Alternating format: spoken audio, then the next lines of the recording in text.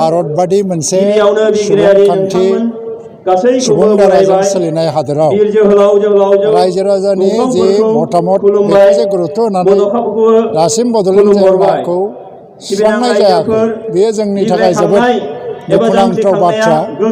गणतन्त्रआ सुबुंनि थाखायनो सुबुंनि दारैनो आरो सुबुंनि थाखाय नाथाय दा बड'लेण्ड जेंनाखौ सुस्रांनांगौनि थाखाय बे ओनसोलाव थानाय गासैबो हारि माहारिनि मानसिफ्रा भारत सरकारखौ माब्लाबा समनिफ्रायनो बुंगासिनो दङ नाथाय दाबो बे गणतान्त्रिक जि आवाज बेखौ गुरुत्व होआलासेनो भारत सरकार आसाम सरकारा बड'लेण्ड जेंनाखौ फोथांनानै दोनबाय थादों।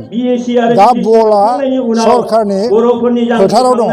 दा बल is on the court of the government. गभर्नमेन्टआ दा थांखि लानांगौनि सम फैबाय राजनैतिक थांखि आरो सरकारनि थांखि आरो मोनसे केबिनेटनि मोनसे थांखि जे बड'लेण्ड जेंनाखौ सुस्रांनायनि मोनसे पलिसि डिसिसन फिसा लानांगौनि सम फैबाय। एसेबां गोबाव सोमावसारग्रा हान्जाया भारत सरकारजोंनो रायज्लायनानै आन्दलनखौ दोनथ'दोंमोन नाथाय दिनै सोमावसारनायनि लामायाव गिदिंबोफिननो गोनां जानायाव बेयो जोबोद मोनसे दुखुनांथाव बाथ्रा आरो दा सरकारनि आखायाव ओंखायनो सोनारगोन सरकारनि आखायाव गोहोआ दङ सरकारनि सायावसो सोनारसिगोन। बिथांमोना जुदि गोख्रैनो बड'लेण्ड जेंनाखौ सुस्रांनायनि मोनसे थांखि लानानै सिगांबोनो हायाबा सोमावसारग्रा हान्जाफ्रा सोमावसारनायनि लामायावनो आवगायलांफिननो गोनां जासिगोन। दा बिनि थाखाय गभर्नमेन्टआनो दाय जागोन।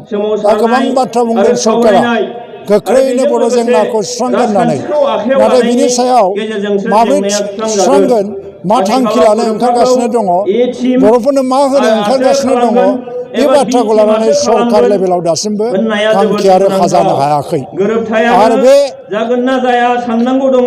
थांखिया रोखा जानो हायैनि थाखायनो दिनैहाय सोमावसारनायनि लामायाव जों फैफिननांगौ बा फैफिननांगौ जानाया सरकारनि थाखायनो जादों आरो बिनि थाखायनो सरकारा दिनैहाय बे सम थानायावनो थांखि लानानै सिगांबोनांगोन बड'लेण्ड जेंनाखौ अरायजोरनि थाखाय माने सुस्रांनो थाखाय हाबाफारि लानांगोन।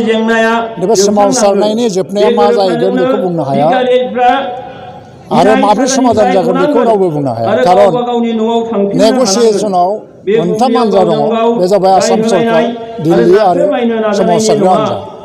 गोबां समावनो जेसेबांखि बिया एसेबांखि जानोबो हायो नाथाय दा बर'फोरनि गेजेराव बिटिसि ओनसोलाव थानाय आरो बिटिसि ओनसोलनि बाहेरायाव थानाय बर'फोरनि गेजेराव मोनसे आलादा आलादा सोमावसारनाय जों नुनो मोनदों आरो बे सोमावसारनायखौ मोनसे गोहो मोनसे राहा आरो मोनसे समाधानाव लाबोनो थाखाय जों सोमावसारग्रा हान्जाफ्रा सिन्था बिसार बिबेसना खालामबाय थादों।